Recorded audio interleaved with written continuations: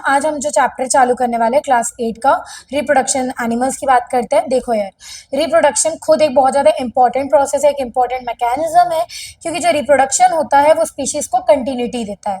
मतलब स्पीशीज के कैसे बोलूँ कि भाई आगे बढ़ाने का काम करता है। जैसे कि मान लो दो, भाई ऑब्वियस सी बात है, अब कोई भी ऐसा नहीं चाहेगा कि उसकी स्पीशीज आगे ना बढ़े। जैसे कि एक मदर एक फादर है, वो आपस में पार्टिसिपेट करेंगे सेक्सुअल इंटरकोर्स में, उसके बाद वो एक ऑफस्प्रिंग को प्रोड्यूस करेंगे।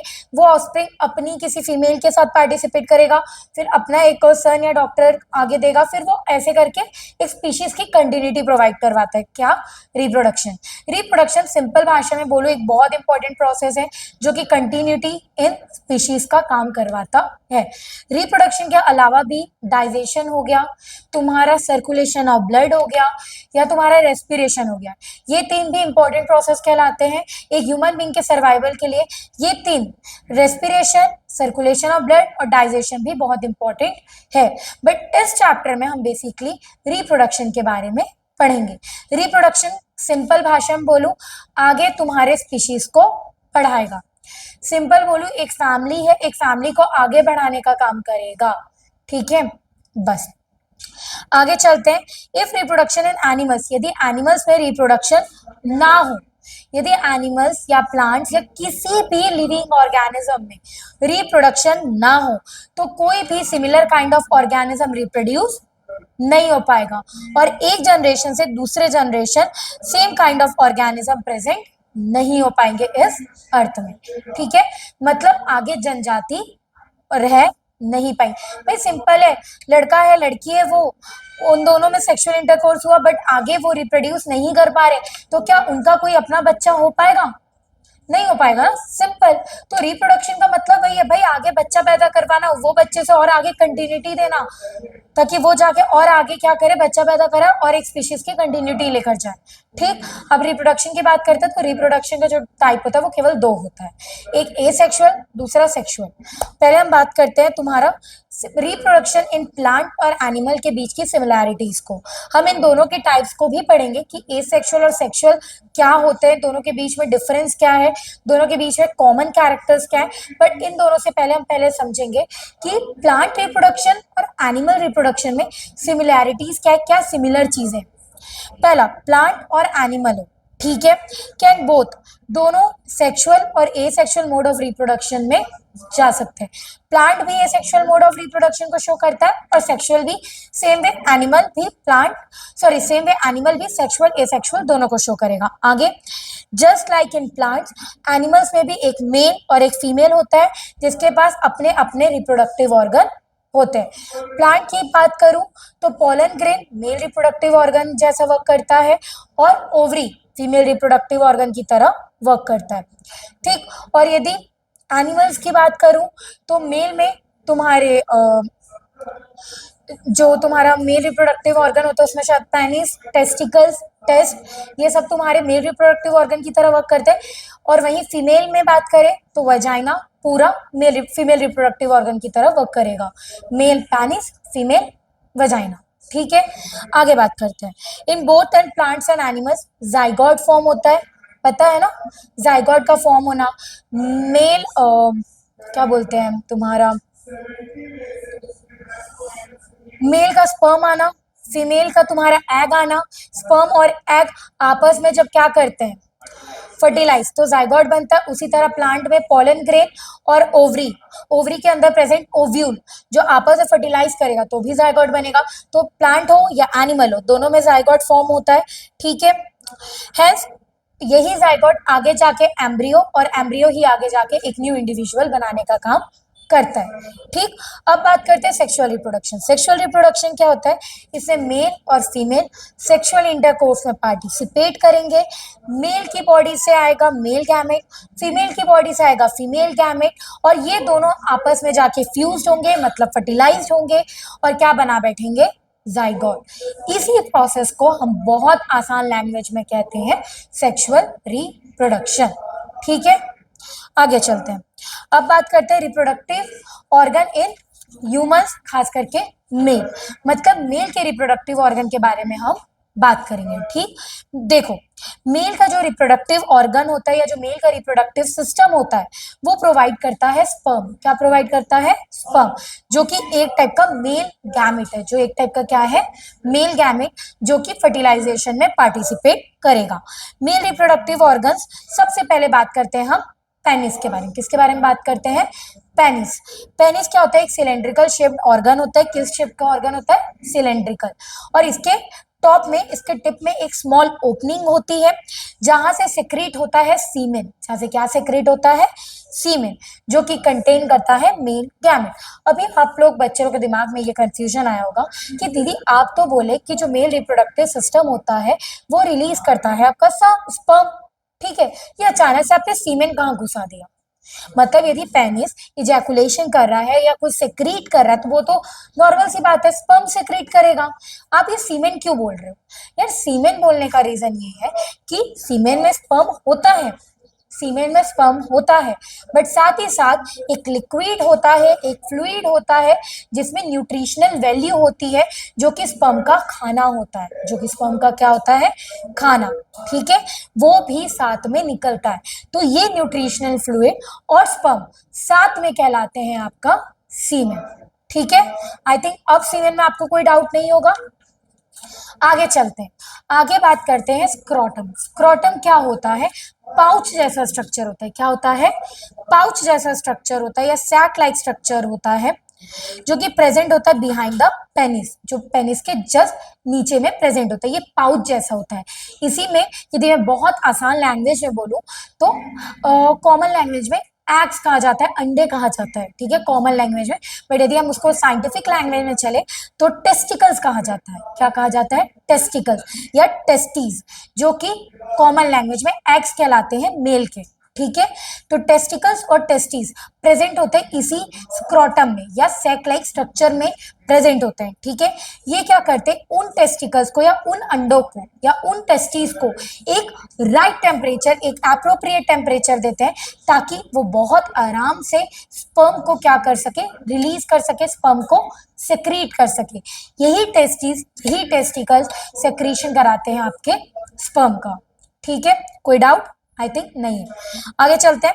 अब भैया स्क्रोटम की बात कर ली है तो स्क्रोटम के अंदर क्या मौजूद था? आपका टेस्टिस, जिसको हम क्या कह रहे थे? टेस्टिकल्स। देखो मेल की बॉडी में दो टेस्टिस होते हैं, मतलब हम उसको पेयर ऑफ टेस्टिस कहते हैं। क्या कहते हैं? Pair of testis. ये टेस्टिस क्या होते हैं? कॉइल ट्यूब लाइक स्ट्रक्चर के फॉर्म पे होते हैं। क्या ऐसे होते हैं? कॉइल ट्यूब लाइक स्ट्रक्चर के फॉर्म में होते हैं, जो कि क्या सेक्रेट कर रहा था? स्पर्म। टेस्टिस क्या जनरेट करता है? मेल सेक्स हार्मोन को जनरेट करता है। किसको जनरेट करता है? Male sex hormone. Male sex hormone होता है टेस्टोरॉन। क्या होता है?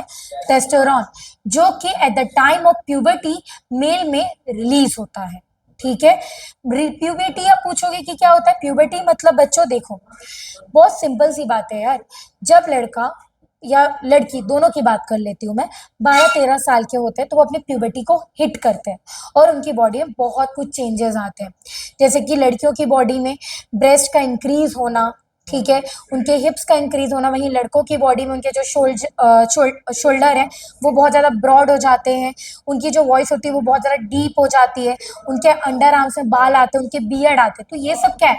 उस समय लड़की की जो बॉडी है या उस समय जो लड़के की एज है उसमें प्यूबर्टी ने हिट कर दिया है। ठीक है, इसी समय ही आपका जो टेस्टिस होता है या टेस्टिकल होता है या जो आपके अंडे होते हैं कॉमन लैंग्वेज में, वो रिलीज करता है टेस्टोरॉन, मतलब मेल सेक्स हार्मोन। ठीक है, अब ये चीज याद रखना, टेस्टिस दो चीज रिलीज कर रहा है, एक स्पर्म, ठीक, और दूसरा टेस्टोरॉन। क्लियर? आगे चलते हैं। यूरिथ्रा, किसकी बात करते हैं? यूरिथ्रा। यूरिथ्रा एक ट्यूब लाइक स्ट्रक्चर होता है जो कि अलाउ करता है सीमेन के फ्लो को, अलाउ करता है किसके फ्लो को? अलाउ करता है सीमेन को, ताकि जो ये सीमेन है वो बॉडी के बाहर जा सके, मतलब स्पर्म बॉडी के बाहर जा सके। यूरिथ्रा एक ट्यूब लाइक स्ट्रक्चर होता है जिसके थ्रू सीमेन को रास्ता मिलता है ताकि वो लड़की की जो बॉडी है उसके बाहर जा सके। कॉमन लैंग्वेज इजैकुलेशन के लिए रास्ता देता है। ठीक है, आगे, यूरिथ्रा और penis are also a part of male urinary system. यदि यूरिनरी सिस्टम की बात करें, यूरिनरी मतलब क्या होता है, यूरिन का रिलीज होना, तो यूरिनरी सिस्टम यदि हम मेल की बात करें तो यूरिथ्रा और पेनिस भी यूरिनरी सिस्टम का ही पार्ट है।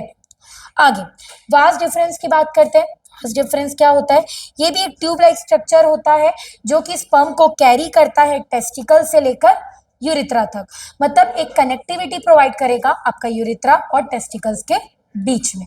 ये यूरिथ्रा है आपका, ये आपका टेस्टिकल है, इसके बीच जो रास्ता आया वही आपका क्या है, वास डिफरेंस।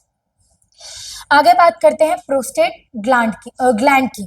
प्रोस्टेट ग्लैंड क्या होता है, ये एक टाइप का ग्लैंड होता है जो कि यूरिनरी ब्लेडर के अंदर में होता है। कहाँ होता है, यूरिनरी ब्लेडर के अंदर में। इसका काम क्या है, ये प्रोस्टेट फ्लूइड को सेक्रेट करती है। किसको सेक्रेट करता है, प्रोस्टेट फ्लूइड को, जो कि 1/3 होता है सीमेन का। जो सीमेन का कितना होता है, 1/3, मतलब 1/4 नहीं, 1/3, आई थिंक मैं उसको हिंदी नहीं बोल पा रही हूँ, 1/3 हिस्सा होता है, ठीक है, 1/3 हिस्सा बोल सकते हैं आप, ठीक है। 1/3 होता है सीमेन का क्या, प्रोस्टेट फ्लूइड, जो कि कौन रिलीज करेगा, प्रोस्टेट ग्लैंड। और ये जो फ्लूइड होता है या ये जो प्रोस्टेट फ्लूइड होता है उसमें एंजाइम होते हैं, उसमें जिंक होता है, उसमें सिट्रिक एसिड होता है, ठीक है। ये जस्ट फॉर अ नॉलेज है, ये इतना डीपली आपको नहीं पूछेगा कि प्रोस्टेट फ्लूइड क्या कंटेन करता है। यदि इतना डीपली आपके स्कूल में पूछा जा रहा है तो याद रखें कि उसके अंदर जिंक होगा, सिट्रिक एसिड होगा और कुछ एंजाइम होंगे, ठीक। आगे बात करते हैं सेमिनल वेसल्स की। सेमिनल वेसल्स क्या होते हैं, ये भी एक पाउच जैसे स्ट्रक्चर होते हैं जो कि लोकेटेड होते हैं प्रोस्टेट ग्लैंड के ऊपर। जो किसके लोकेटेड होते हैं, प्रोस्टेट ग्लैंड के ऊपर, और ये कनेक्टेड होते हैं आपके वास डिफरेंस से, ठीक है। ये भी एक टाइप का फ्लूइड रिलीज करते हैं जो कि नरिशमेंट प्रोवाइड करता है स्पर्म में, मतलब खाना देता है, न्यूट्रिशन देता है स्पर्म में। कौन, सेमिनल वेसाइल से रिलीज होने वाला सेमिनल फ्लूइड, ठीक है। कोई डाउट बच्चों, आई थिंक नहीं। आगे बात करते हैं मेल सेक्स हार्मोन या टेस्टोरॉन की। मेल सेक्स हार्मोन और टेस्टोरॉन की अब बात करते हैं थोड़ा सा हम डीप वे पे। देखो, मैंने आपको बताया था कि ये जो टेस्टिकल्स होते हैं या ये जो टेस्टीज होते हैं वो क्या प्रोड्यूस करते हैं, टेस्टोरॉन। क्या प्रोड्यूस करते हैं, टेस्टोरॉन।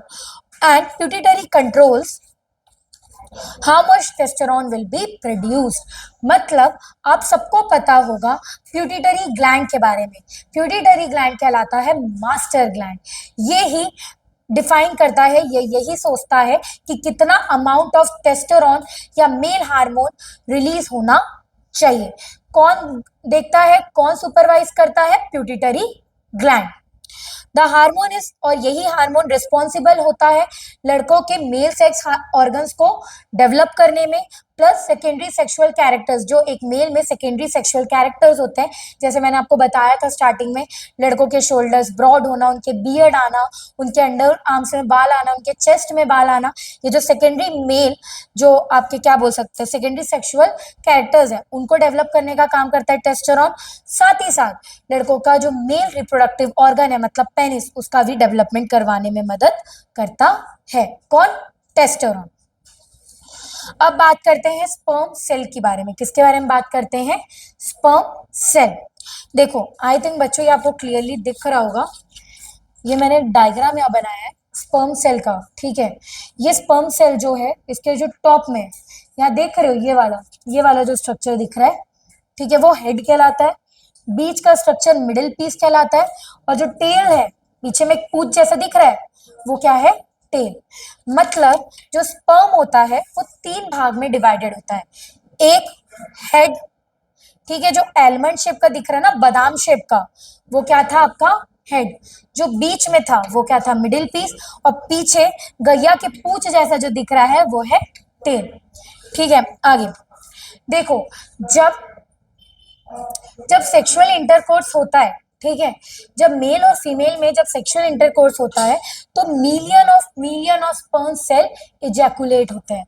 मतलब बहुत ज्यादा मिलियन और स्पर्म सेल उस समय क्या होते हैं, इजैकुलेट, मतलब बाहर निकलते हैं। स्पर्म सेल के पास कितना सेल होगा, एक सिंगल सेल। कितना सेल होगा, एक सिंगल सेल होगा। और इसका जो बॉडी पार्ट है वो 3 भाग में डिवाइडेड होता है। आपको बताया था मैंने, हेड, मिडिल पार्ट और टेल।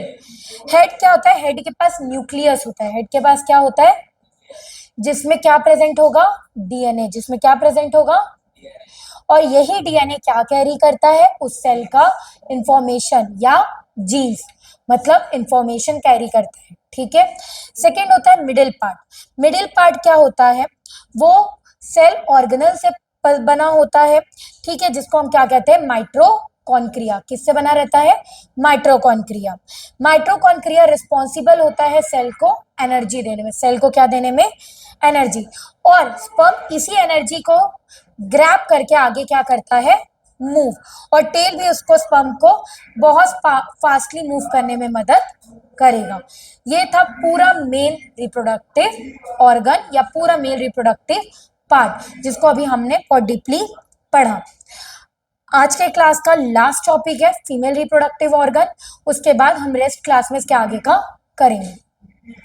देखो, मैं बताई थी जो फीमेल रिप्रोडक्टिव सिस्टम है, दिमाग में याद करो याद करो याद करो, क्या था, हाँ, मेल रिप्रोडक्टिव सिस्टम क्या सेक्रेट कर रहा था, स्पर्म। तो फीमेल रिप्रोडक्टिव सिस्टम भी कुछ सेक्रेट करेगा ना, क्या सेक्रेट करेगा, एग। क्या सेक्रेट करेगा, एग, या क्या कह सकते हैं, ओवरी। क्या से कह सकते हैं, ओवरी कहेंगे बच्चों, ओवम कहेंगे, क्या कहेंगे, ओवम। देखो, मेल रिप्रोडक्टिव ऑर्गन सेक्रेट करता है एग, जिसको हम ओवम कहते हैं, और ये जो ओवम है वो रिलीज होता है ओवरी से। किससे रिलीज होता है, ओवरी। और ये जो एग होता है ये कैरी करता है फीमेल सेक्स हार्मोन, जो कि होता है आपका एस्ट्रोजन या प्रोगेस्टेरॉन, ठीक है। आगे चलते हैं, अब बात करते हैं ओवरीज की, ठीक है। देखो, फीमेल की बॉडी में दो ओवरीज होते हैं। कितने ओवरीज होते हैं, दो। अब फिर से simple, a pair of ovaries, ठीक है। कभी भी आपको बोला जाए अ पेयर ऑफ ओवरीज या पेयर ऑफ टेस्टिकल्स, मतलब कितने होंगे, दो, ठीक। अब देखो, this are the main female sex organ. ये जो ओवरी होते हैं वो मेन फीमेल सेक्स ऑर्गन होते हैं, जो कि रिस्पॉन्सिबल होते हैं फीमेल गैमेट्स के प्रोडक्शन के लिए, जो कि आपका क्या कहलाता है, एग, मतलब ओवा। सिंगुलरली ही हम इसको क्या कहते हैं, ओवम, ठीक। और फीमेल सेक्स हार्मोन, ओवा और फीमेल एग्स कितने कंसिस्ट करेंगे, एक सिंगल सेल। स्पर्म कितना सेल कंसिस्ट कर रहा था, एक। तो फीमेल का भी जो तुम्हारा क्या बोलते हैं एग होगा, वो कितना सेल कंसिस्ट करेगा, एक। दोनों कितना सेल कंसिस्ट करते हैं, एक एक। अब बात करते हैं हार्मोन। जिस तरीके से हमने टेस्टोस्टेरोन की बात की थी, इस प्रकार अब हम यहाँ हार्मोन की बात करेंगे। कौन कौन से, एस्ट्रोजन एंड प्रोगेस्टेरॉन, ये दोनों ही फीमेल सेक्स हार्मोन कहलाते हैं, ठीक है। देखो, ये हार्मोन रिस्पॉन्सिबल होते हैं फीमेल के रिप्रोडक्टिव ऑर्गन के डेवलपमेंट के लिए। फीमेल का रिप्रोडक्टिव ऑर्गन क्या था, वजाइना, उसके डेवलपमेंट के लिए रिस्पॉन्सिबल होंगे। और सेकेंडरी सेक्सुअल कैरेक्टर्स, मतलब लड़कियों की बॉडी में जो ब्रेस्ट का डेवलपमेंट होना होता है, या लड़कियों की बॉडी में जो बॉडी हेयर्स आते हैं अंडर आर्म्स में, वो सबका डेवलपमेंट यही दो हार्मोन कराएंगे, एस्ट्रोजन एंड प्रोगेस्टेरॉन, ठीक। आगे, ओविडक्ट और फेलोपियन ट्यूब। ओविडक्ट और fallopian tube finger like projection होते हैं। कैसे प्रोजेक्शन होते हैं, फिंगर लाइक। ये ओवरी में से अंडे को कैच करते हैं और उसको कहाँ लेकर जाते हैं, कहाँ लेके जाते हैं, यूट्रस तक। कहाँ लेकर जाएंगे, यूट्रस। मतलब जो फेलोपियन ट्यूब होता है या ओविडक्ट, ये फिंगर लाइक प्रोजेक्शन होते हैं, फिंगर लाइक स्ट्रक्चर होते हैं। ये अंडे को लेंगे कहाँ से, ओवरी से, और उसको कहाँ लेकर आएंगे, यूट्रस तक, ठीक है। कोई डाउट। यूट्रस क्या होता है, पियर शेप्ड का होता है। कैसा होता है, पियर शेप। ये क्या करता है, यही इसी एरिया में इसी एरिया में ये अलाउ करता है डेवलपमेंट। किसका डेवलपमेंट, फर्टिलाइज्ड एग का। अब बोलोगे, तुम्हारे दिमाग में क्वेश्चन आया होगा कि फर्टिलाइजेशन फिर कहाँ होता है। भाई, यूट्रस तो डेवलपमेंट करवा रहा है फर्टिलाइज्ड एग का, बट फर्टिलाइजेशन कहाँ होता है, बेटा फर्टिलाइजेशन होता है तुम्हारे फेलोपियन ट्यूब अर्थात ओविडक्ट में। ओविडक्ट या फेलोपियन ट्यूब में ही तुम्हारा फर्टिलाइजेशन हो जाता है। फर्टिलाइज होने के बाद जो एग होता है वो यूट्रस में आता है, और आगे वो क्या करता है, डेवलप करता है। यूट्रस उसको कनेक्ट कर, और यूट्रस आगे कनेक्ट होता है एक स्मॉल ओपनिंग से, जिसको कहते हैं सर्विक्स, और यही सर्विक्स आगे कनेक्टेड होता है वजाइना। वजाइना देखो, वजाइना एक टाइप का रिसेप्टर तरह वर्क करता है, या सेक्सुअल इंटरकोर्स में पार्टिसिपेट करता है, जहां आपका जो जहाँ आपका पेनिस क्या करता है, इजैकुलेशन करता है किसका, स्पर्म का। साथ ही साथ ये डिलीवरी के टाइम पे भी अलाउ करता है बच्चे को बाहर निकालने में। मतलब यदि नॉर्मल डिलीवरी की बात कर रही हूँ मैं, ऑपरेशन वाली डिलीवरी की बात नहीं कर रही हूँ। जब नॉर्मल डिलीवरी होता है, बच्चा जब नॉर्मली पैदा होता है, तो माँ का जो वजाइना ही होता है वही ओपनिंग देता है उस बच्चे को बाहर निकालने में। मतलब दो टाइप का वर्क करेगा, एक रिसेप्टर सेक्सुअल इंटरकोर्स में जहाँ पेनिस आपका स्पर्म इजैकुलेट करेगा, दूसरे में जब बच्चा पैदा होता है तो वो ओपनिंग कौन प्रोवाइड करता है, वजाइना। अब हम मेंस्ट्रुअल साइकिल की बात कर लेते हैं, क्योंकि ये भी फीमेल के अंदर में ही आता है। देखो, मेंस्ट्रुअल साइकिल क्या होता है, जब फीमेल प्यूबर्टी को हिट करती है, जब फीमेल किसको हिट करती है, प्यूबर्टी को, तो 11 से लेकर 10 से 11 साल के बीच में, 10 से 11 साल के बीच में लड़की की बॉडी में से ब्लड आना चालू हो जाता है। लड़की की बॉडी में से क्या आना चालू हो जाता है, ब्लड। ठीक है, और 45 से लेकर 55 के एज तक ये ब्लड आना रुक भी जाता है। लड़की की बॉडी से ब्लड कब आया, 10 से 11 साल के बीच में। इसको क्या बोलते हैं, मेनो आर्च। क्या बोलते हैं, मेनो आर्च। 45 से 55 जो लड़की की बॉडी से ब्लड आना बंद हो जाता है, इसको क्या कहते हैं, मेनो पॉज। ठीक है, लड़की की बॉडी में क्या होता है, एक महीने में, सुनो, लड़की की बॉडी हर महीने में, उसके पास दो ओवरी है, दोनों में से एक ओवरी में से क्या निकलेगा, अंडा निकलेगा। दोनों ओवरी एक साथ अंडा रिलीज नहीं करती, साइमल्टेनियसली। मतलब हो सके राइट साइड वाली ओवरी ने एक अंडा रिलीज किया इस महीने, तो अगले महीने लेफ्ट साइड वाली। तो राइट, मान लो लड़की की ओवरी में से एक अंडा निकला, ठीक है। यदि मान लो लड़की ने इंटरकोर्स में पार्टिसिपेट कर लिया, ठीक है, लड़की ने इंटरकोर्स में पार्टिसिपेट कर लिया, तब क्या होगा, वो अंडा फर्टिलाइज हो जाएगा स्पर्म के थ्रू। ठीक है, स्पर्म के थ्रू फर्टिलाइज हो जाएगा, और ये जो स्पर्म के थ्रू फर्टिलाइज हुआ वो कहाँ चला जाएगा, यूट्रस। और यूट्रस की भी जो इनर लाइनिंग होती है वो भी अपने आप को डेवलप करती है, ताकि जो फर्टिलाइज्ड एग है, जो बच्चा है, जो माँ के पेट में बन रहा है, उसको आराम से अपना डेवलपमेंट प्रोसेस करने मिल जाए। अब मान लो लड़की ने इंटरकोर्स में पार्टिसिपेट नहीं किया, अंडा तो निकलेगा ही निकलेगा, अंडा निकला, बट लड़की ने सेक्सुअल इंटरकोर्स में पार्टिसिपेट नहीं किया, या लड़की ने प्रोटेक्टेड सेक्स किया है, तो वो अंडा निकला, वो अंडा वापस कहाँ जाएगा, यूट्रस। बट वो यूट्रस में तो फर्टिलाइज नहीं है, तो अंडा का कोई काम होगा क्या, नहीं। तो जो यूट्रस का इनर लेयर होता है, जो यूट्रस का कौन सा लेयर होता है, इनर लेयर, ये चीज आप अभी नहीं पढ़ोगे क्लास 8 में। ये सब जो टॉपिक है इनर लेयर वाला, एंडोमेट्रियम लेयर बोलते हैं इसको, ये आपके 12th का टॉपिक है, बट मैं आपको नाम बता दे रही हूँ जस्ट फॉर अ नॉलेज, कि जो एंडोमेट्रियम लेयर होता है वही ब्लड के फॉर्म पे, थ्रेड जैसे ब्लड के फॉर्म पे लड़कियों का बाहर निकलता है, लड़कियों का बाहर निकलता है, जिसको लड़कियां बहुत कॉमन लैंग्वेज में मेंस्ट्रुअल साइकिल कहती है। और ये जो मेंस्ट्रुअल साइकिल होता है वो 1 महीने का होता है। कितने महीने का, 1 महीने। मान लो एक लड़की है, उसको आज मेंस्ट्रुअल साइकिल खत्म हो गया, उस दिन से लेकर 14 दिन तक, कहाँ तक, 14 दिन तक लड़की की बॉडी एकदम नॉर्मल रहेगी। ठीक है, 14 दिन में, ये 14 दिन तक क्या निकलेगा, 14 दिन बाद उसकी बॉडी में से अंडा रिलीज होगा, एग आएगा, और ये जो एग है कहाँ जाएगा, यूट्रस में, और यूट्रस वापस अपने आप को डेवलप करेगा।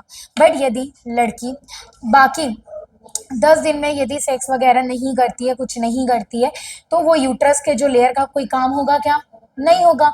तो वो उस महीने के एंड में वापस से ब्लड के फॉर्म पे बाहर आ जाएगा। ठीक है, इसी कंप्लीट साइकिल को क्या कहते हैं, मेंस्ट्रुअल साइकिल। कोई डाउट बच्चों? आई थिंक बच्चों आज के लिए हम इतना ही करते हैं। खास करके मेंस्ट्रुअल जो साइकिल होता है वो 28 डेज का होता है, ये चीज़ आप याद रखना। तो आज के लिए इतना ही बच्चों, बाकी जो चीज़ें हम वो अगले क्लास में करेंगे। और आई थिंक आपको हर चीज़ समझ आया होगा। आज के लिए थैंक्स।